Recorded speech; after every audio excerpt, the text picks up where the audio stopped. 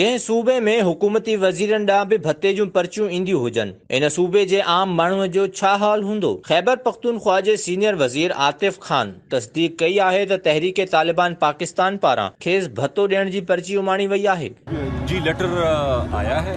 Ransom जिस तरह normally बाकी लोगों को भी कुछ लोगों को आए हैं, तो वो आए हैं और मैंने कंसर्न अथॉरिटीज़ से उसको शेयर किया है। अब वो उस पर आगे जो भी कार्रवाई कर सकते हैं वो करेंगे इंशाल्लाह। देखिए, मुझे तो बाकियों का पता नहीं है, लेकिन मैंने तो ओपनली कहा है कि ये चीज़ है और उसके मुताबिक जो सिक्योरिटी एजेंसीज हैं सारों को मैंने इन्फॉर्म कर दिया है। अभी आगे काम करना तो ऑब्वियसली सिक्योरिटी एजेंसीज का काम। सीनियर सूबाई वज़ीर आतिफ खान ॾांहुं उमाणियल पर्चीअ में मर्दान जे तालिबान पारां धमकी ॾींदे चयो वियो आहे त तव्हांजो नालो असांजी हिट लिस्ट में शामिल आहे। हिट लिस्ट मां नालो कढाइण लाइ तव्हांखे 80 लख रुपया ॾियणा पवंदा। ॿी सूरत में तव्हांखे निशानो बणायो वेंदो। सूबाई वज़ीर आतिफ खान पारां अहिड़ी धमकीअ जी तस्दीक बाद सूरत हाल जी संगीनी जो अंदाज़ो लॻाए सघिजे थो। ख़ैबर पख्तूनख्वा में ताज़ो शामिल थियल क़बाइली इलाइक़नि ऐं सवात में अमन अमान जी सूरत हाल ॾींहों ॾींहुं ख़राब थींदी पई वञे। कुझु ॾींहं अॻु सवात जे माण्हुनि मैंगोरा में गॾु थी बदअमनी ऐं दहशतगर्दीअ ख़िलाफ़ ज़बरदस्त एहतजाज कयो हो।